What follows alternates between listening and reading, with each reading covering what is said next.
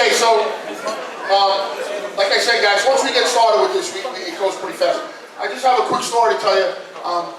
So every year since I'm back at Madison, I think that we lost touch with the tradition of Madison football, and we started bringing it back. So 2 years ago at homecoming, we honored the 1960 team, and we had, like, there was not many of those guys left alive. It's like maybe 10 of them.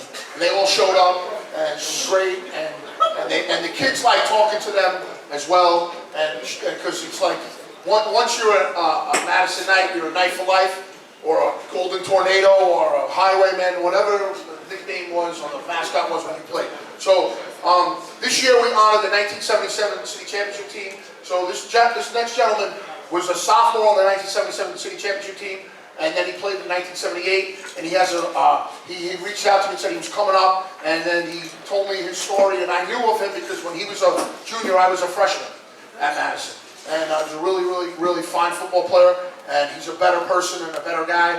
And he said, yeah, I'd like to speak to the boys if I could. So I said, okay. So I was a little apprehensive at first. So he came on a Friday before the Lafayette game, and he came in and he spoke to the boys, and he knocked it out of the park. Okay? He just crushed it, and the kids connected with him. And then he says to the kids, as he's leaving, he said, if you go to the championship game, now he lives in Florida, I'm going to fly up and come to the game. So every week, after the game, I text him, we win, blah, blah, blah. He's got this thing with Bayside, he keeps texting me, what's up with Bayside? So after the Tilden game, I said, before the Tilden game, he calls me and he says, Coach, I booked my ticket. I said, what? I booked my ticket. I said, but we don't even know if we're playing in the championship game. How could you book your tickets? You guys are going to win. I have the faith. So he had this thing with the kids. So I think I told Zach, James, Zach, remember how yeah. He only booked his ticket to come up for the championship. He goes, Coach, we didn't even play in the semifinal. That guy's a savage. Yeah, he's a savage. So he books the ticket. We win the game. He comes up down, so he flies up. Great. He talks to the boys before the game. On the Friday or the Saturday before the game, comes to practice. He talks to them. Awesome. So now he says, are you guys having an awards dinner? I said, yeah, we're going to have a breakfast. Can you give me the date? I'm going to fly out. So I'm painting a picture of a guy that went to Madison and played for Madison, that cares about Madison. Not a lot of people would do that. His word is his bond, obviously, okay?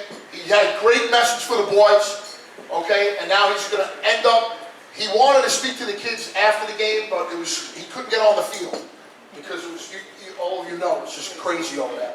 So, fresh up from Florida yesterday, Hal C.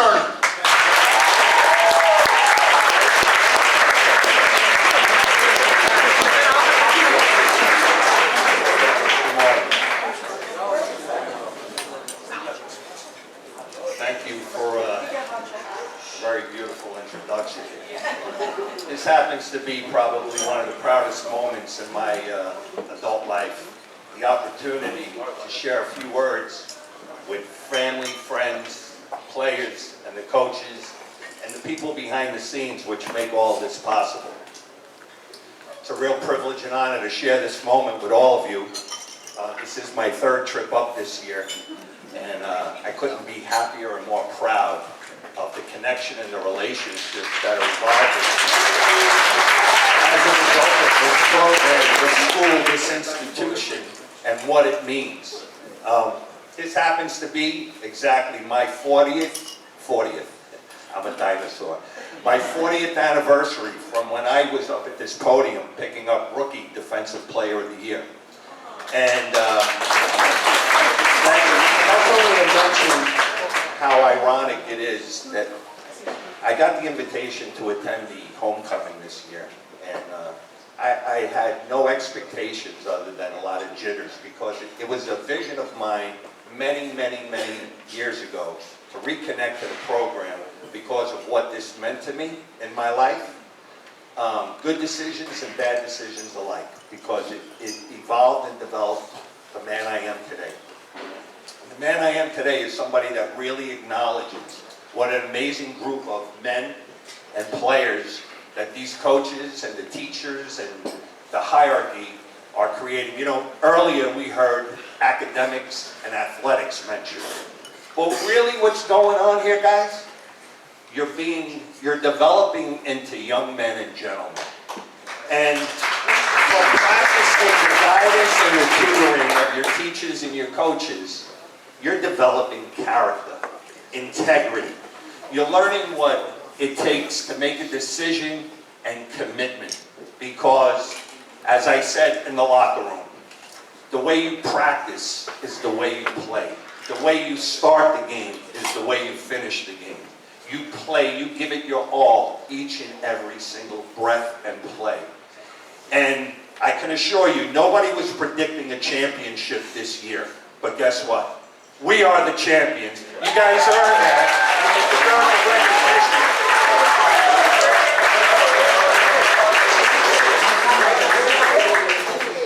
You know,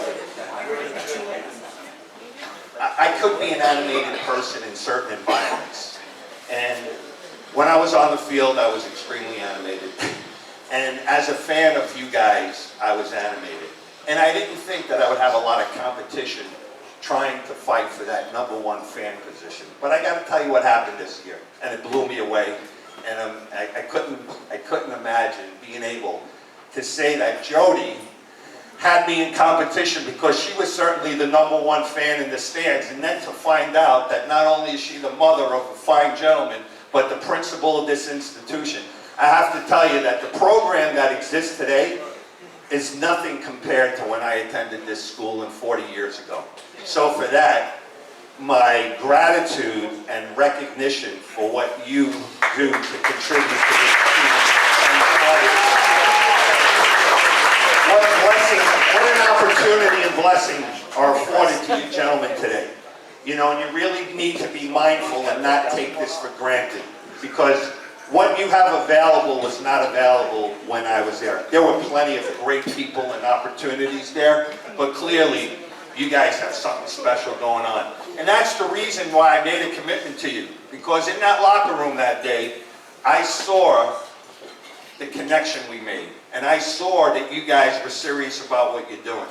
And as, you know, I don't want to take up too much more time, but I hope that you guys continue, because you are champions. And in the spirit of that championship, I hope you endeavor that. I wish you all that in all your futures hold. As your seniors about to go on the next leg in your journey, whether it's higher education, pursuing careers, or whatever life has in store for you, if you pursue that with dedication, commitment, and the willingness that you put forth on this field this year, you will succeed in all you do in life. Finally, as I bring this to a close, this could not be possible without the true leadership and the commitment of Coach Tommy Sabato.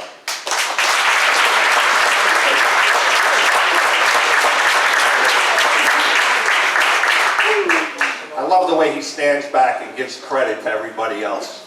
But we all know, without the level of his determination and commitment to this program and you guys, you know, I got to really further and deepen my relationship with Tommy this year.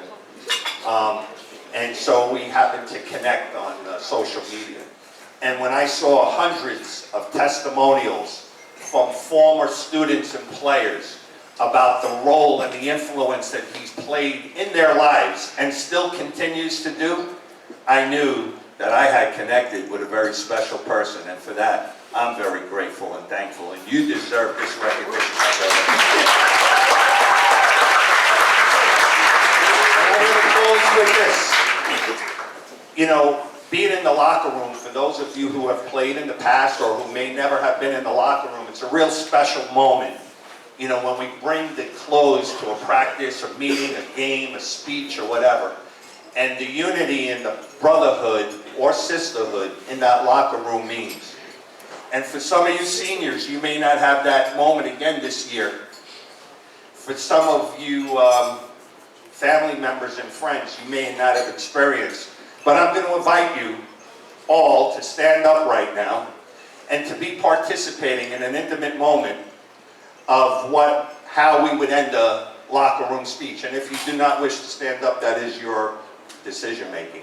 But real quickly, on 3, if I can get a circle black, with everybody standing and putting your hands up in unity and feeling the connection and the team